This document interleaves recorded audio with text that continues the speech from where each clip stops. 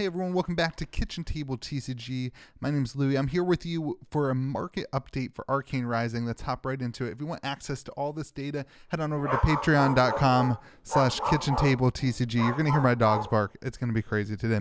Head on over to patreon.com/KitchenTableTCG to get access to my Discord server, access to the collection tracker, and to support the channel. Hope you guys are having a great day. Let's hop in to sealed product. Let's talk about Arcane Rising First Edition. There was 2 sales this week. One was for 2,050 and one was for 1,950. And then on Facebook, I saw them moving for around 1,900 to 1,950. So with that 20 on eBay, kind of the way that I try to track it, I went with $2,000 here because there was one over $2,000 and there was one just below $2,000. So went with $2,000. You can see maybe a little bit of stabilization happening. We'll see. This isn't enough data, enough weeks in a row. Meanwhile, we have an unlimited box that is now at $68 on TCG Player. Let's take a look at the Fable. Still no data for an Eye of Ophidia. I know that there has been some offers in the like 9 to 12K mark on like 9.0s that are graded, but I don't see many moving for that price. I don't see many people selling them for that price. I do hear people offering them for about $15,000 to be sold, but it's hard to find a buyer at that price too.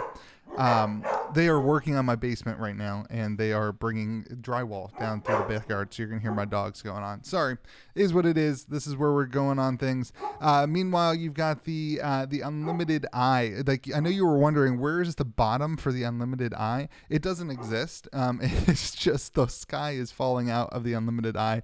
It's at 170 this week on sold listings on TCG Player. Let's take a look at First Edition. Is it worth it to open a $2,000 box? Spoiler alert, it is not. Right now, you've got some movement. There was a Storm Striders that sold for $1,400.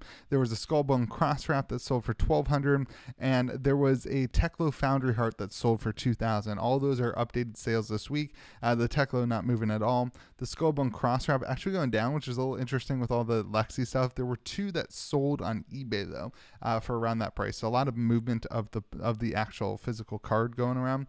And then the Storm Striders actually going up to $1,400. That one was on Facebook, I believe. So you're seeing the Legendaries averaging out around $1,770. And yeah, that's kind of where we are with those. Looking at the cold foil commons, good deal of these moving as well. A lot of them actually ticking up. Null Rune Hood, Achilles Accelerator, Crown of Dichotomy. All the some of these cold foils that are seeing some play are being purchased and picked up. You've got anywhere from like a $420 Crown of Dichotomy all the way to a $250 Mage Master Boots that sold this week. A $242 Vest of the First Fist. But then there was a Bracers of Belief that sold as well for $200. So that one's actually down 23%, and the Robo Rapture is actually down 21% as well.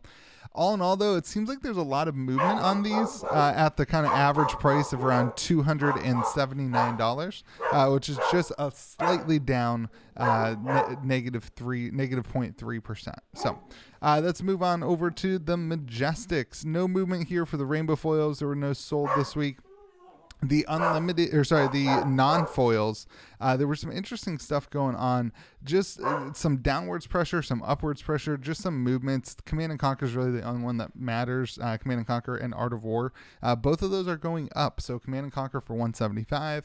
That was on eBay. I saw there was 3 listed on Facebook. I'm not sure that they actually sold for that price, but the eBay one did sell this week. Art of War moving up to $85. That's up 21%. Those are kind of seeing a lot of play right now. There's a lot of action on those cards. And I would expect those to move before I would expect anything else to move in the set.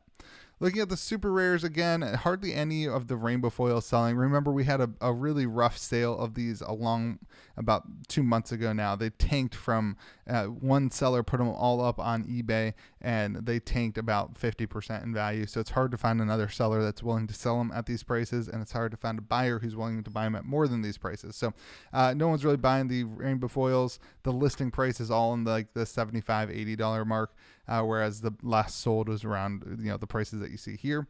Meanwhile, the non-foil ones are kind of losing value as well. It's just these are not collectible. They're not super collectible in a lot of people's minds. So that's just kind of what's going on there. Your average is at just over $8. Looking at your rainbow foil rares, there's a lot of downwards pressure here. Keep in mind I only use TCG sold listings on rares and commons, but a lot of downwards pressure. A lot of sellers lowering their prices on these. Interesting to see that. Your average is sitting at $21. That is down 5%. The regular rares average is down a 1.6% to $1.27. Looking at the foil commons, you're still seeing some downwards pressure here too, at almost down 2%. Again, this is just TCG low, so there's not a whole lot you can gain. And anyone who's buying the cards to play right now are pretty much buying the unlimited version, so not really anything to write home about. All right, let's take a look at your first edition EV. You do not want to include the commons. You're not going to be able to sell them, and they do add $190 to the EV, so don't include those. But if you take those out and just include the rainbow foil commons, you'd be sitting at $1,425 for your expected value for this box. If you take out the Fable, if you're not going to open up 40 boxes, don't want to take into consideration hitting the Eye of Ophidia, you'd be sitting at $1,175. And if you take out the legendaries, so you're just going to open one box and you're not going to hit a legendary, you'd be sitting at $732. So definitely not worth it to open a box. This price does also include the Rainbow Foil Majestic, which on average will add a good chunk of change to this as well. So you can see the legendary cold foil, the Fable add so much value to this set, and the Majestics do not. It's just the cold foil or bust here, and even if you hit a common cold foil, you're not coming close to making your money back. So let's take a look at the unlimited. If you want to look at the EV stuff and pick and choose what you want included in an EV, head on over to ev.kitchentabletcg.com. That's a free tool for the community. The Patreon gets you a collection tracker, but that is a free tool for the community. You can kind of pick and choose what values you want included in your expected value, or what rarities you want included in your expected value. All right, as we talk about unlimited, the legendaries, keep in mind a box is $68 right now. Let's see, is it worth it to open up a box of unlimited right now? Crack it for singles. Crucible of War we did yesterday. It's certainly worth it. Arcane Skullcap going down a little bit. Arknight Skullcap, sorry.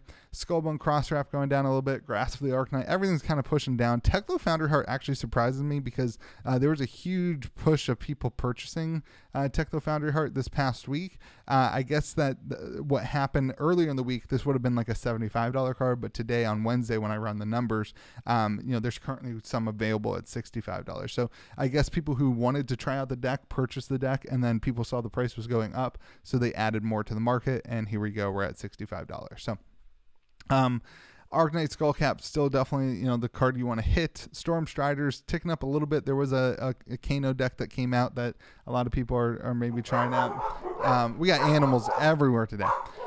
So your average of the legendaries is sitting around $98.40. Looking at your Majestics then, your rainbow foil down a little bit, your non-foil is up a little bit. 3 of a Kind is kind of the one that you want to be looking out for. That card is seeing significant increases as a result of the Lexi spoilers. The rainbow foil up to $12, the regular up to $10. I would expect that to continue to climb up just a little bit before we get more product in and more people open their boxes and things.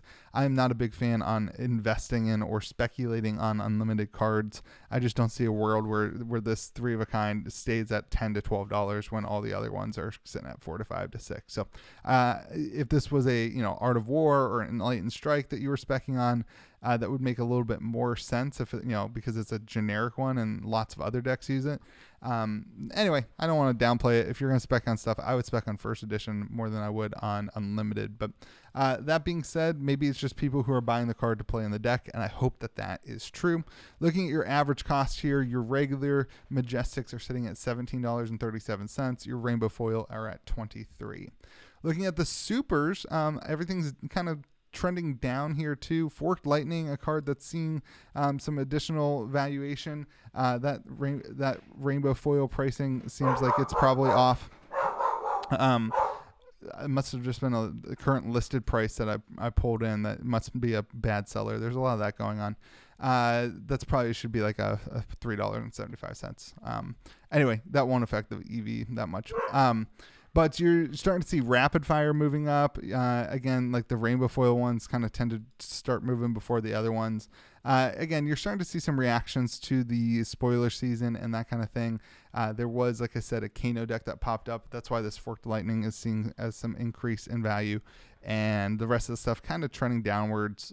Pursuit of Knowledge is up 53%. It was a 50-cent card. It's not really that big of a deal. So yeah, let's move on over. Your average pricing then for the regular is $1.17. The Rainbow Foil is probably a little bit higher than $1.72 because it looked like something got messed up with that Forked Lightning. Looking at your Rainbow Foil rares then, keep in mind the rares and commons, I just used TCG low. We're dealing with an average price of 53 cents.